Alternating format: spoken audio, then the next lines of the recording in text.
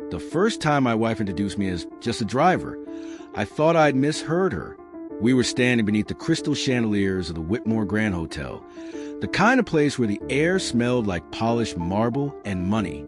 Men in tailored suits laughed too loudly. Women held champagne flutes like accessories instead of drinks. I stood slightly behind my wife, as I always did at these events, hands clasped in front of me, face neutral. Claire squeezed my arm lightly. That was her signal.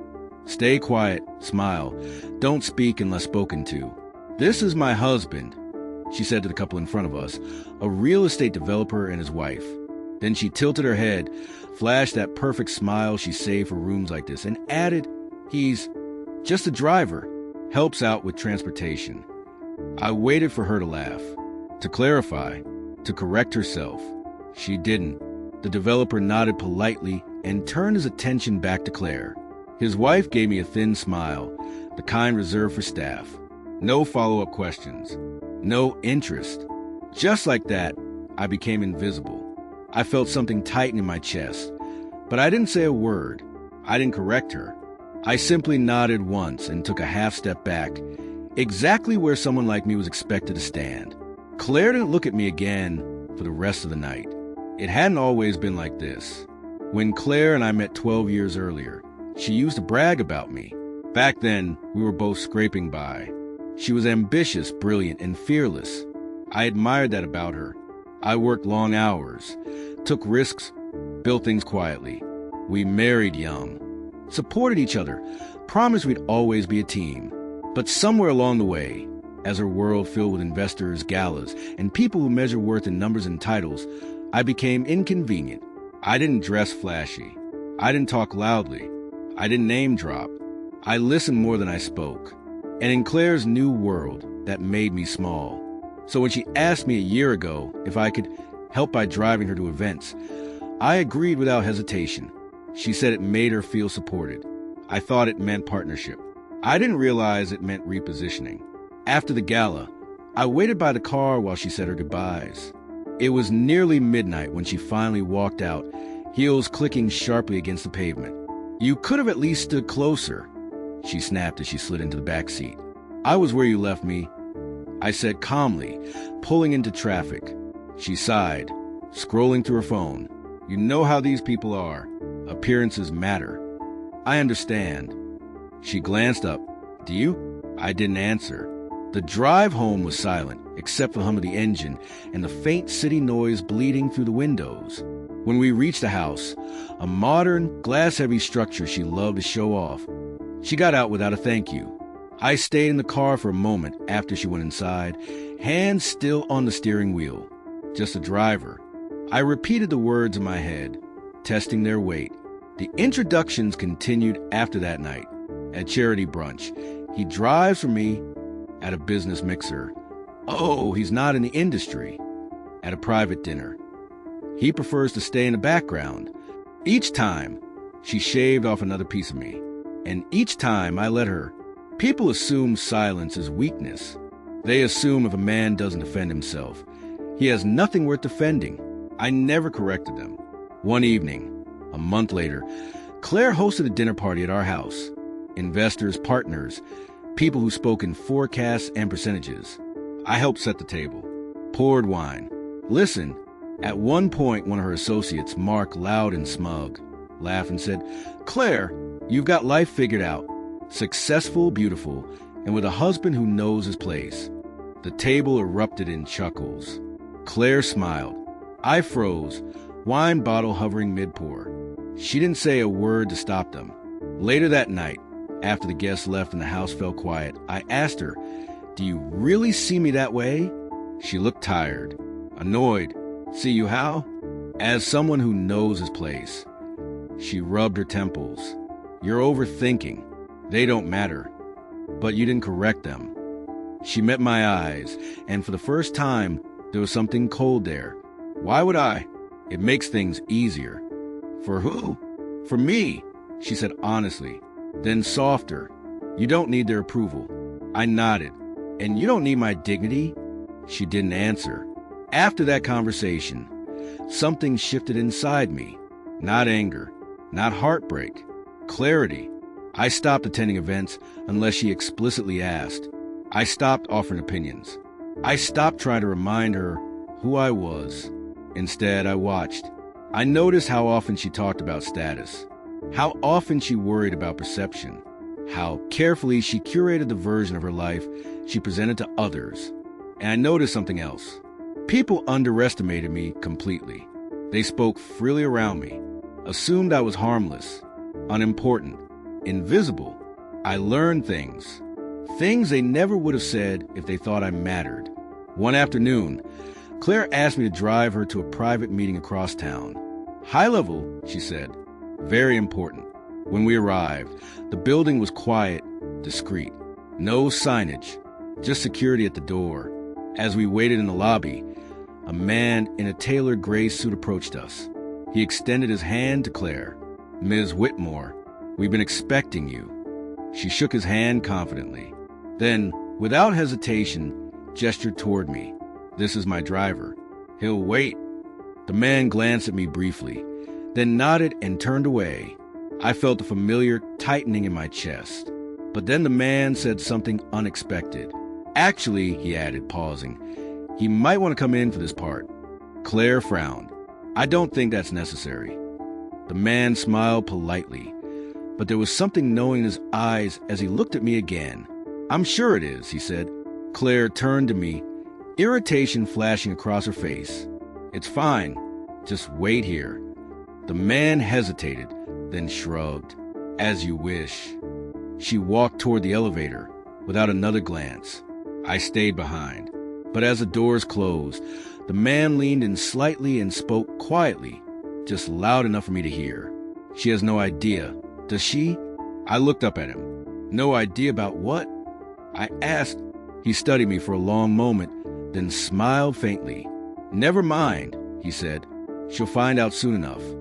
The elevator doors slid shut, and for the first time, I wonder how long my silence could last, and what would happen when it finally broke. Haven Folktales truly appreciates your time. We invite you to share your thoughts in the comments, subscribe to the channel, and turn on notifications so you never miss another chilling, high-suspense story like this. I didn't move from the lobby for a long time after the elevator doors closed. The man's words replayed in my head. "She has no idea. Does she?" People say things like that all the time, usually to feel important. But this was different. The way he looked at me, measured, almost cautious, told me he wasn't guessing. He knew something. Something Claire didn't, or something she thought I didn't. I took a seat near the window and watched the street outside. Cars came and went. The security guard glanced at me once, then lost interest. To them, I was just what Claire said I was. A driver. Invisible. Claire came down almost 2 hours later. Her confident stride was gone. She walked slower, heels clicking unevenly against the floor. When she saw me, relief crossed her face for just a second before it hardened into annoyance. "You could have waited closer," she said. "I was right here." She exhaled sharply. "Let's go. I'm tired." I stood, opened the car door for her, and drove in silence. Halfway home, she broke it. "They're reconsidering the partnership," she said, staring out the window. "They want more assurances." "About what?" She hesitated. "Stability, control. They're nervous about optics." I nodded. "And what did you tell them?" "That I have everything handled." Her fingers tightened around her purse. I said nothing more. That night, Claire barely slept. I could tell because every time I turned, she shifted too. Her breathing was shallow, restless. At one point, I felt her sit up in bed, then lie back down again with a frustrated sigh. In the morning, she was already dressed when I woke. Power suit, perfect hair, carefully applied confidence. "I need you to drive me today," she said, adjusting her earrings in the mirror. "There are meetings, important ones." "Of course." She paused, studying my reflection. "You're quiet lately." "I've always been quiet." "No," she said slowly. "Not like this." I met her eyes in the mirror. For a brief moment, it felt like she wanted to say something else. She didn't. Over the next week, the pattern intensified. More meetings, more phone calls that stopped when I entered the room, more tension in her voice. The same people who once fawned over her now sounded cautious. One evening, she paced the living room while talking on the phone. "I don't understand what's changed," she said sharply. "My numbers haven't. My performance hasn't." She stopped when she saw me and turned away, lowering her voice. "No, my husband has nothing to do with this." That night, she barely touched her food. I washed the dishes in silence, listening to her restless footsteps upstairs. The next invitation came unexpectedly. A formal dinner. Small group. Extremely selective. "I need you there," Claire said, flipping to her phone. "But just don't draw attention, okay?" I almost smiled. The dinner was held at a private estate outside the city. Security at the gate. Valet service. Subdued elegance. Inside, the air felt different. Quieter. Sharper. Like everyone knew something others didn't.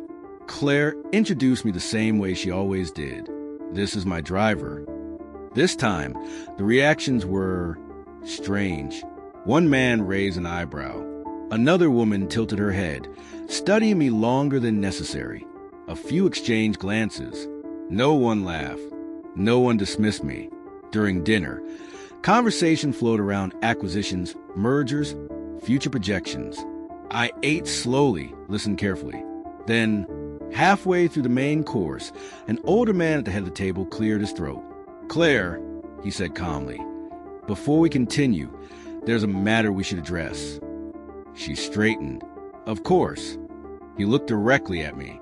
"I'm surprised," he continued, "that you didn't bring your husband into the discussion sooner." Claire laughed lightly. "Oh, he's not involved in my work." The man's expression didn't change. "Isn't he?" The room went still. I felt Claire's gaze snap toward me, sharp and questioning. "What do you mean?" she asked. The man folded his hands. "We did our due diligence. On everyone." Claire forced a smile. "Then you know my background speaks for itself." "It does," he agreed, "as does his." He nodded toward me. "This meeting," he continued, "was approved because of your association with him." Claire's smile faltered. "That's not possible," she said. "There must be some mistake." There wasn't. I could feel the weight of every eye in the room shift, away from her, toward me. I stayed silent. After a tense pause, the man sighed. Perhaps this conversation would be better continued another time. Dinner ended early. On the drive home, Claire didn't say a word. The moment we stepped inside the house, she turned on me. "What was that?" she demanded. "What did he mean by that?" I loosened my tie. "What did you tell them about me?" "I told them the truth," she snapped, "that you're not involved in my business." "And what if the truth is more complicated than that?" Her eyes narrowed. "What are you hiding from me?" I met her gaze evenly. "I never hid anything. You just never asked." She laughed, sharp and disbelieving. "Don't play games with me." "I'm not." Her phone buzzed. She glanced at it, then froze. The color drained from her face. "Who is this?" she whispered. I looked at the screen. A message from an unknown number.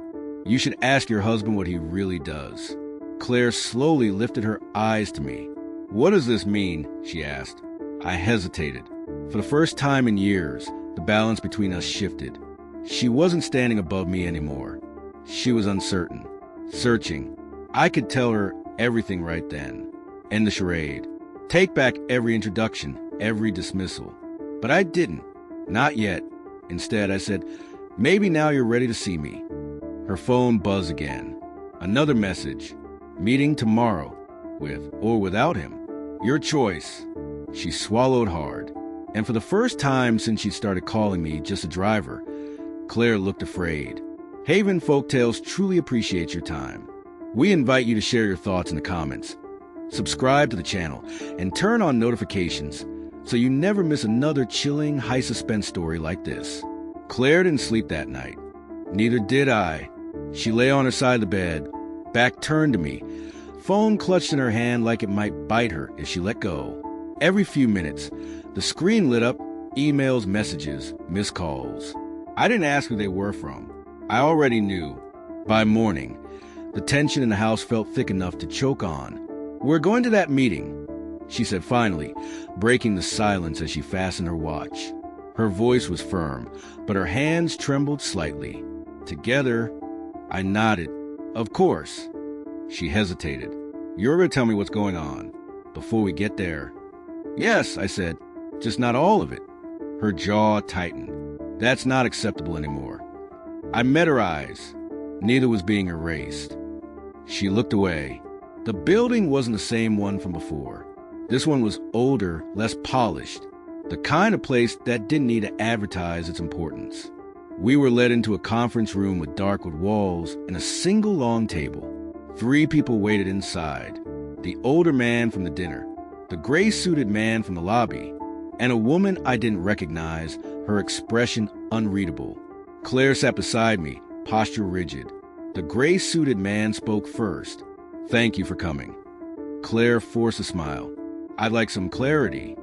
The woman leaned forward. "That depends on honesty." Claire glanced at me. "Then let's start there." All eyes turned to me. I folded my hands on the table. "I never lied to you, Claire." Her voice cracked. "Then explain this." I took a breath. "You remember when we first married, and I said I was starting something small?" She scoffed bitterly. "You said you were consulting." I was. "For who?" I looked at the people across the table. The woman nodded slightly. "For governments, for private institutions, for people who prefer problems solved quietly." The room was silent. Claire stared at me like she was seeing a stranger. "That's not. You drove me to events. You waited in lobbies. I chose to." "Why?" "Because I trusted you." Her throat worked as she swallowed. All this time. The older man cleared his throat. "Your wife's recent ventures intersect with sensitive territories. We needed assurance." "Assurance of what?" Claire demanded. "That her proximity wouldn't compromise certain operations," the woman replied calmly. "Or certain people." Claire's face went pale. "Are you saying my work is at risk because of him?" The gray-suited man shook his head. "Your work was protected because of him." She turned to me slowly. "Protected how?" I met her gaze. "You've never had a deal fall apart without warning. Never had a serious threat. Never had certain competitors cross lines." She opened her mouth, then closed it. "I made sure of that," I said quietly. The silence that followed was heavy. The meeting ended without handshakes. Outside, Claire finally broke. "You let me think you were nothing," she said, voice shaking. "You let them treat you like staff." "Yes." "Why didn't you stop me?" "Because I want to know who you become when you thought I didn't matter." The words hung between us. Tears welled in her eyes, but she blinked them back. "And what did you find?" I hesitated. "That you value perception more than partnership." She flinched like I'd struck her. On the drive home, she stared straight ahead. "I don't know how to fix this." "I don't either." Things changed after that. Not outwardly, not immediately. But the phone calls stopped being whispered. Meetings were rescheduled. Invitations were suddenly extended to both of us. Claire corrected herself once at a luncheon. "This is my husband," she said, then paused. "He's very accomplished." People looked at me differently now. Carefully, respectfully. It didn't feel like a victory. It felt late. One evening, weeks later, I found Claire sitting alone in the living room, a glass of wine untouched beside her. "I read everything," she said softly. "The files, the background checks, the redacted reports." I sat across from her. "I don't know how to be your wife in that world," she admitted. "You don't have to be," I said. "You just have to be honest." She nodded slowly. I was ashamed. Of me? Of needing you? That hurt more than the introductions ever had. Just when things seemed like they might settle, the message arrived. Not on Claire's phone. On mine. "You broke protocol." I stiffened. Another followed. "Your discretion is compromised." Claire noticed my expression. "What is it?" "Work," I said. She reached for my hand. Are we in danger? Not yet. That was the truth. And the lie. 2 days later, a black car waited outside our house. No driver, just an envelope on the seat. Inside was a single key card and an address. Claire read it over my shoulder. What does this mean? It means I have to choose, I said. Between what? Between the life I stepped back from and the one I try to build with you. She looked at me, fear and regret tangled together. And what happens if you go? I stared at the key card, feeling the old weight settle back onto my shoulders. Then the man you called, just a driver, disappears for real. The doorbell rang. We both turned toward it. I didn't move. Haven Folktales truly appreciates your time. We invite you to share your thoughts in the comments, subscribe to the channel, and turn on notifications so you never miss another chilling, high-suspense story like this. The doorbell rang again. Claire stood frozen in the middle of the living room, her fingers still curled around the edge of the couch. The sound echoed through the house like a countdown. I'll handle it, I said quietly. She grabbed my wrist. No, whatever this is, we face it together. I looked at her hand on mine. For years, I've been the one standing behind her, out of sight, out of mind. Now she was anchoring herself to me, afraid of what stepping back might mean. I nodded and walked to the door with her beside me. When I opened it, the man waiting outside was neither threatening nor familiar. Mid-40s, plain suit, calm eyes. The kind of person who blended into any crowd by design. "Mr. Carter," he said, "we need to talk." Claire stiffened at the sound of my name. "Inside," I said. He stepped in, glanced briefly at Claire, then back to me. "This won't take long." We sat across from each other. Claire remained standing, arms crossed, refusing to be dismissed. "You were warned," the man said. "Your proximity became a liability." I stepped away. I replied, "Years ago." "You never truly step away," he said evenly. "You just become inactive." Claire's voice cut in.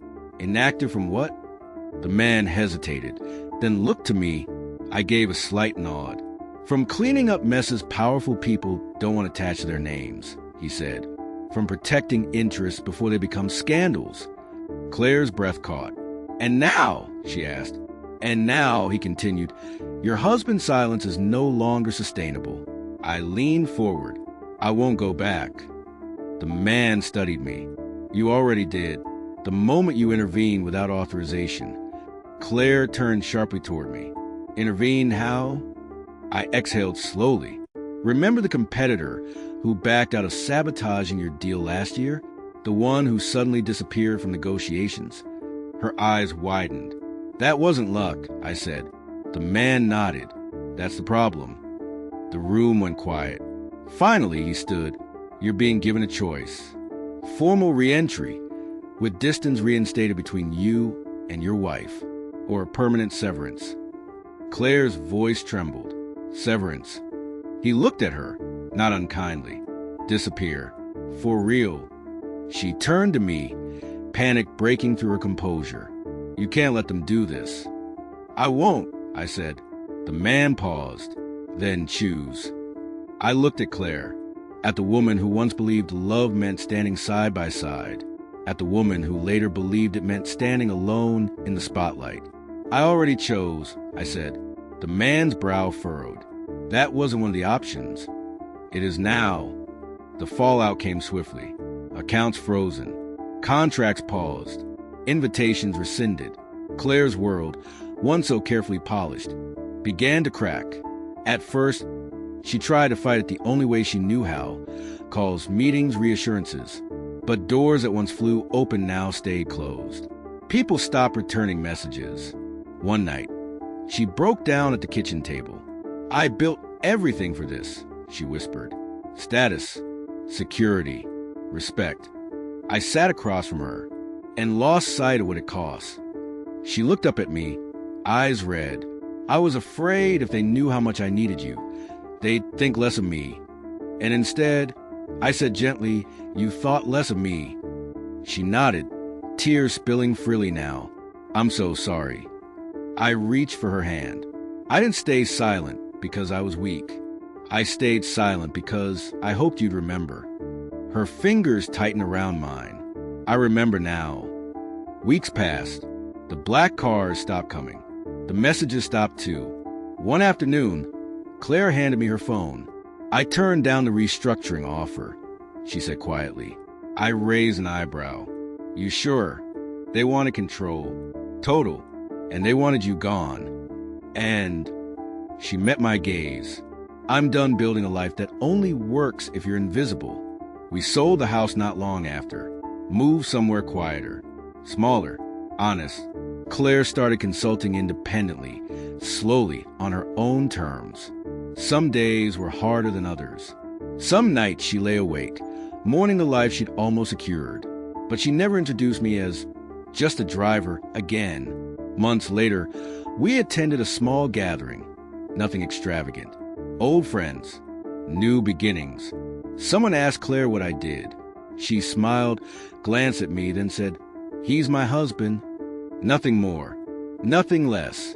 That night, as we drove home together, me in the passenger seat this time, I watched the city lights blur past and felt something I hadn't in years. Peace. The final message came a year later. One line. No sender. Your debt is cleared. I stared at the screen for a long time before deleting it. Claire noticed. Everything okay? Yes, I said. It's finally over. She leaned her head against my shoulder. I wish I'd seen you sooner. I kissed her hair. You see me now. That's what matters. As the road stretched ahead of us, empty and open, I realized something simple and true. The most dangerous thing I ever did wasn't the work I left behind. It was letting myself be underestimated. And the bravest thing Claire ever did wasn't climbing higher. It was stepping down, turning around, and choosing to stand beside me. Not above, not ahead, but equal. Haven Folktales truly appreciates your time. We invite you to share your thoughts in the comments. Do you think the wife was wrong in the first place or right for hitting her husband? Subscribe to the channel and turn on notifications so you never miss another chilling, high suspense story like this.